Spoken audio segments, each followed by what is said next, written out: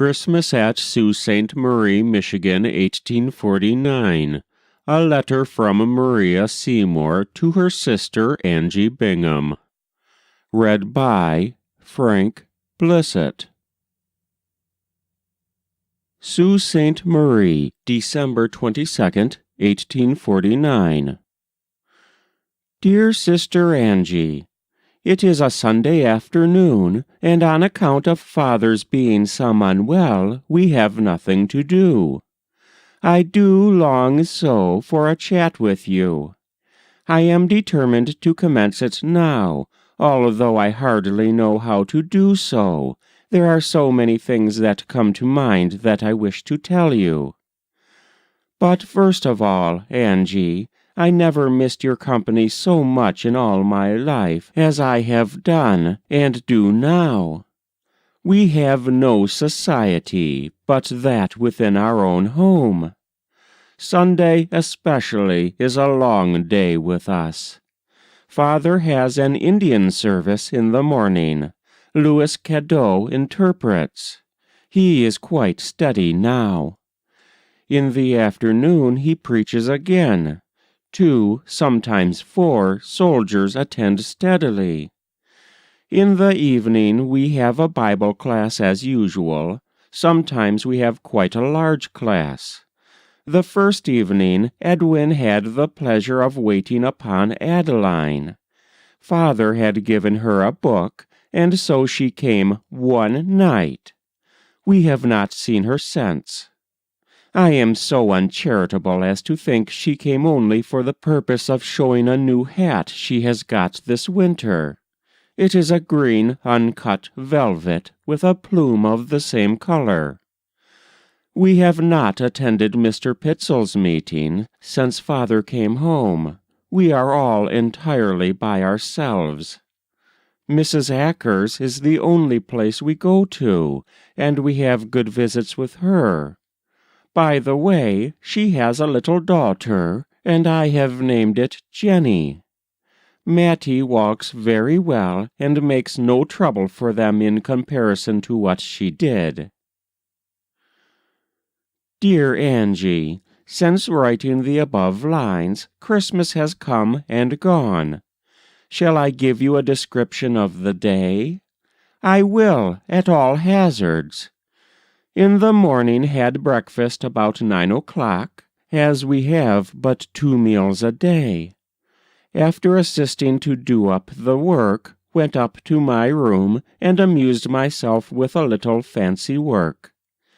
About noon, as Mother Calista and I were sitting in the hall, discussing the propriety of accepting an invitation from Mrs. Jones to a dinner party, there came a rap at the door, not very loud. Mother flew into her room, Cal into hers, and I gave a bound or two upstairs into my room. I had not been there many minutes before there came a tap at my door. Father opens it and says, "Mr. Hulbert would like to see you." He had come to wish us a Merry Christmas and to have a bit of a sing. Spent an hour or so very pleasantly. In the afternoon, Calista and I concluded to accept of our invitation, although we had given it up once. I felt as though they were not friendly towards us, and did not wish to mingle with them. But Glenn thought we might as well go, so we were ready about 5 o'clock and started off. Found Mr. and Mrs. Lyon there. No others beside ourselves were there, but their boarders, Miss A. Culver, Mr. Hatch, and Mr. Gray. Roast turkey, chicken pie, and all the et-ceteras were all good. In the evening the young ladies and gents came in. Mary S., Miss Hamilton, and Axa Johnson, Mr. Pandle, Lou Dickens. Ed Hulbert, he said he supposed they wanted him to play the piano, and sure enough he did but very little else all the evening. We sang some, and Glenn played the violin. On the whole, we enjoyed ourselves better than we expected. During the evening, I thought of you, and imagined I could almost see your form flitting by. Just a year ago that night, you was there, in tangible form. You probably remember it well. What a stormy night it was! It was quite as cold last night as it was then, but not as stormy. We are now anxiously looking for the mail. It is thought it will not be here until after the 1st of January. We have waited so long to hear from you that it seems to wait a week longer would be intolerable, unendurable. There is not a day passes but that you are the subject of conversation. Mother and I can conjecture many things that Anne and yourself are doing. What comfort you must take! Angie, do you find any good, warm-hearted lady friends there? I hope you do. Have you heard from Jenny and Martha lately? Perhaps you have seen some of them. Hope so. Flavia and Henrietta have not been here since you left. They have a teacher, and I presume they are confined closely by their studies. But I was down street one day and saw them coming out of Mr. Dodge's, both dressed alike, maroon-colored hats and woolen shawls, red and green. They will be proficient by another summer. This will be a long winter for us, I assure you. I try to keep up good spirits when I am with Mother and Calista, but I sometimes find it hard work. Cal has not any more of the gift of gab than I have. I have had to choke down tears frequently while we have been sitting together. The thought of your being so far away from us was quite enough to start them trickling down. You will think by this that I am sad most of the time. I must acknowledge I feel very sober at this time. I do not always feel so. But today is the 1st day of January, 1850. It has been a cold, stormy day, and more comfortable in the house than anywhere. We have had 3 calls, Mr. Hulbert, Mr. Gray, and Lieutenant Russell. Lieutenant Lewis is quite unwell, not able to go out. We had a table ready set, roast turkey, boiled ham, meat pie, mince pies, cakes, jellies, and coffee. Very few kept open house this day. I have made Mother a present of a black merino sack, trimmed like ours, and also a cap I persuaded Father to purchase of Mr. Lyon, a very pretty one. I am piecing a star quilt like Emily's, turkey red and buff. It will be handsome. After I have finished it, I shall commence another oak leaf pattern, one that Anne gave me. I mean to keep busy this winter at all events. I must tell you a little item of news now. Norman Shegud is married, took one of the daughters of the Garden River Band to wife. I think she is quite pretty. Henry went with him for the same purpose, but could find none but that were Catholics. So much for marriages. In the next place, Father has changed horses with Mr. Cameron, who lives on the other side of the river. I like the change very well. With proper care he will be a fine-looking horse. We shall not be troubled hereafter about genders. But I have got something more serious to tell you. About 2 weeks ago there was a boat found, this side of Whiskey's Bay, frozen into the ice, and appeared to have been driven on shore. After cutting away the ice, 2 men were found in it, and ascertain that they were from Carp River. The boat was a large one, with 6 oars, and belonged to one of the men that was found.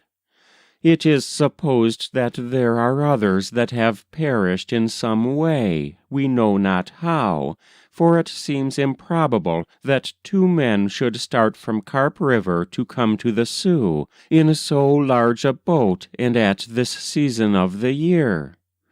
Many have thought that Moody might have been one of the party, as he was anxious to come down. He had been quite sick. But no one here knows anything about it. It will remain a mystery until we can hear from above. I don't know as you have heard anything about the troubles at Micah Bay, headed by MacDonald and Metcalfe, 2 Englishmen that have been about here all summer, and some Indians and mixed bloods, some from Garden River, and others from across the river, and from here also. Their intentions were to drive Mr. Bonner from off the location. They arrived there about 4 o'clock in the morning, entered Mr. Bonner's sleeping room armed with knives and pistols. None but the 2 Englishmen entered. Metcalfe says to Mr. Bonner, "You are my prisoner. The house is surrounded by Indians, and you must surrender."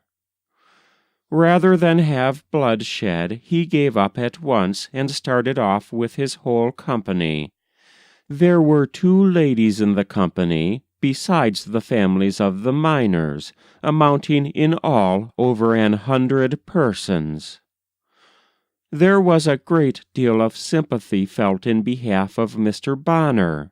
Still, there were those that thought he ought to have defended himself. We felt very much for him. He came up and spent an afternoon with us and took tea. He seemed to feel very sad, said he had not slept for many nights. He said that many of the families had not a penny, that they had used up all their wages. He was obliged to wait several days for the Franklin, and then he intended to take them to Bruce Mine to get employment. This affair made a great stir at Montreal, and they sent on troops. They arrived here on the Gore about the 1st of December, chartered the Independence to take them up. She only went part way, and was obliged to return on account of a storm this winter. Dear Angie, I have kept open this letter a long time, hoping that the mail would come in. It is now past the 1st of the month, and no mail yet. It seems like 2 years since I have seen you, and a long, long time since I have heard from you. Cruel fate that we should be so widely separated. But glad I am, for your sake, that you are not on this miserable place, the dullest winter I ever spent here. Most everyone acknowledges the same. Last evening Edwin was here, and we had quite a sing and some oysters to finish up with. About a week ago he met quite an accident while cutting some cheese with that little silver dagger. You remember it? It glanced off in some way and struck the palm of his hand, and came very near going through to the back of it, so near that it felt very sore on back. He has done it up in a sling. Can't play much on the piano, I expect. Angie, I have got so I can do up the French twist very well. I like it very much.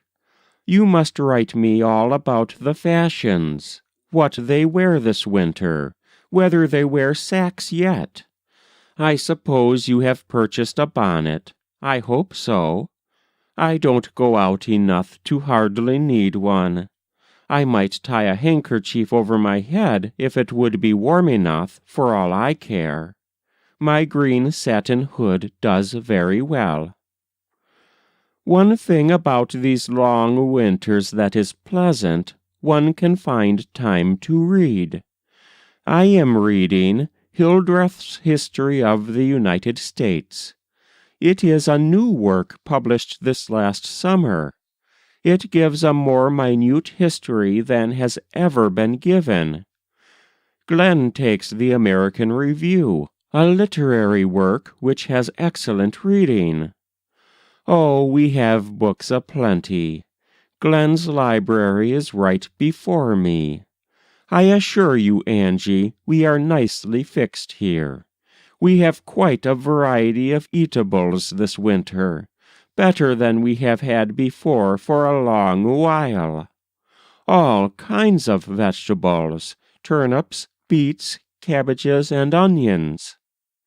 We never had our family so diminished as it is this winter, and I assure you we make the work as easy as possible.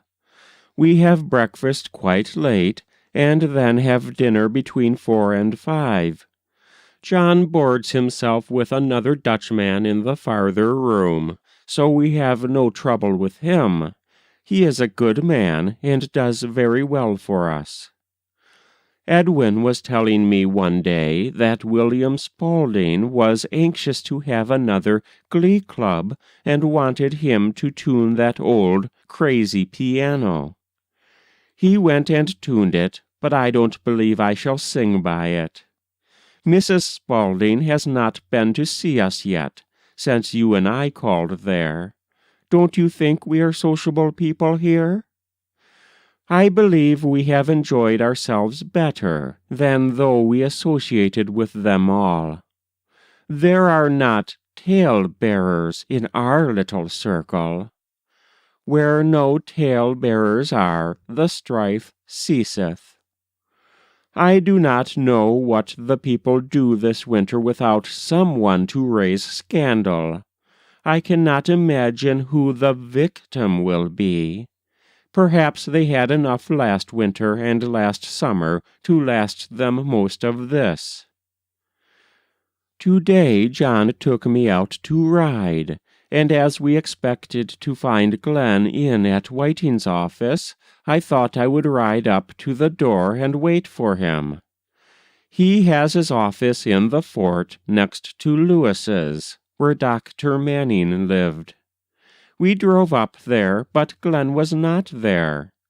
Tal came to the door and insisted upon my coming, and in I went, and found him living in great style, one room carpeted, center table, lounges, and pictures, not much like a bachelor's hall.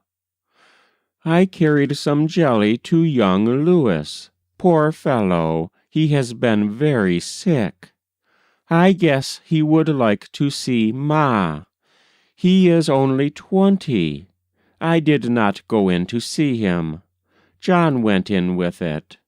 When Russell called here, he asked about you, and spoke about the time we were so frightened by the horses when Harriet and himself were riding. Oh, Angie, I wish you and Sister Ann would step in here tonight. I would treat you to some oysters and hickory nuts. When you come home next summer, you must surely bring Eddie with you. I cannot bear to have him grow up to be a big boy before I see him again. Dear Angie, I shall have to close this letter without hearing from you. The mail has not arrived yet, and it is not the 5th of the month. The main closes tonight, and we must send them. Charles and Hezzy are growing rapidly, I presume, and improving in their studies. What would I give to know whether you are teaching school, and what kind? It is yet to be told. I presume, as soon as we get our letters off, the other mail will come. The children are wishing to put in some scraps into this. Calista appears to be contented and has a flourishing school. She finds everything very new and strange.